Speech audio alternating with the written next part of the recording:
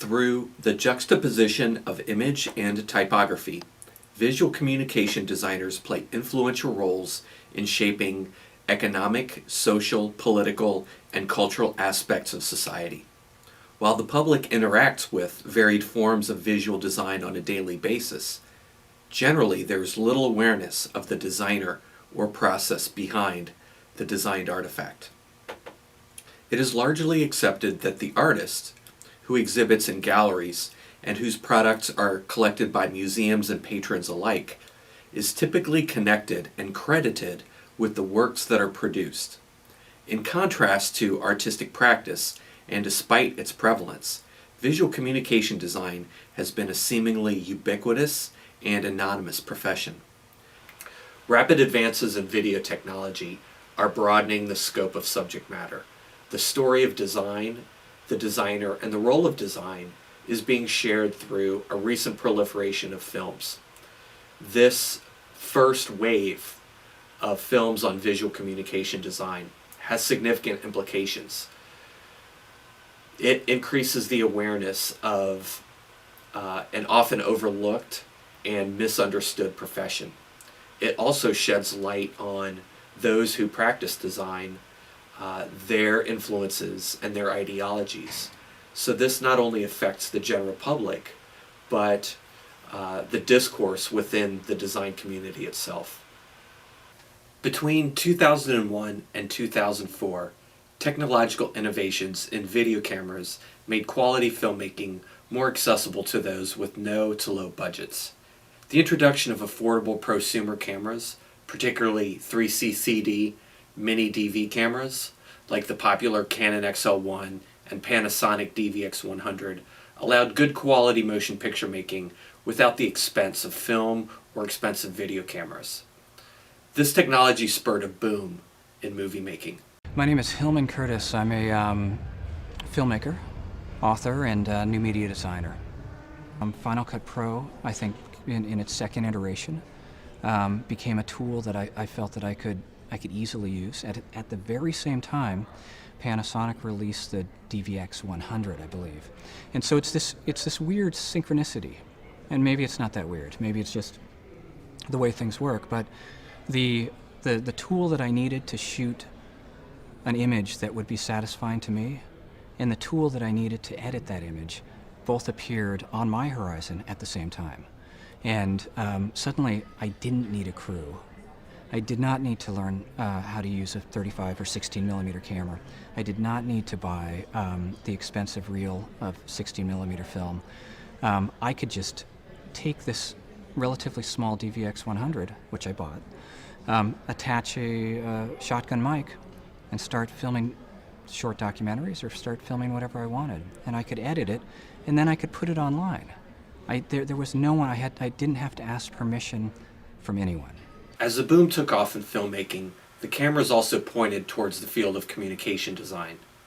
Designers in the field of graphic design were investigated in documentary-style movies by independent filmmakers. Prior to this time, designers frequently used film in their visual communication work, such as in Charles and Ray Eames' Powers of 10 or the film titling of Saul Bass, but there were very few films that focused specifically on communication design. Now, a new genre of films with design as the subject matter has arisen. Another critical innovation to this wave was the increase in high bandwidth internet access, which allowed video to be streamed online. This transformed video distribution for filmmakers to reach new and wider audiences. The more traditional distribution of cinema and DVD films greatly limited access for independent filmmakers. With all of the technological evolutions and boom over the past decade, the development of films on visual communication has been a very organic process. These movies vary widely in scope, technology used, and the way they are distributed and seen by the public. Two types of films predominantly define this wave. Short films that use the internet as a means of distribution or broadcast, and secondly, feature-length films that are initially released on DVD. Short web films or shorts may often be under 10 minutes. but their concise duration gives them the ability to tell a story quickly and powerfully. The short length of films also creates smaller file sizes, which allows them to be easily streamed over the internet, as well as hold the short attention span of the typical internet viewer. Film organizations and festivals qualify short films at different durations, but generally these films are less than 40 minutes. The majority of these design films can be seen for free over the internet. The independent filmmaker and designer Hillman Curtis is particularly noteworthy as a pioneer in creating short films on visual communication designers. Prior to the creation of YouTube, he created a series of short videos on some of the most notable practicing designers and provided them to the public to access from his website, hillmancurtis.com. Not only has he created a valuable, informative, and compelling body of work, but he has inspired other independent filmmakers to make films about design. 2 video sharing websites have revolutionized the distribution of short films for independent filmmakers: Vimeo, which was created in 2004, and YouTube, which was created in 2005. These sites, as well as personal websites, allow filmmakers to upload their movies for an almost global audience to have access to their works. Currently, these 2 websites are home to an ever-increasing number of short films created by independent filmmakers on typography and graphic design. Many shorts in this first wave of films have been created or sponsored by design-based organizations. For instance, the book publisher Gestalten has created a series of short films on designers that are the subjects of their books. These can be seen for free on their Gestalten TV website. The Design Council in the United Kingdom has created a number of educational videos to introduce and inform citizens on design. Lynda.com members can also see a number of informative online movies on designers and agencies in their Creative Inspirations series. As time continues, organizations like Gestalten are amassing a large collection of video resources.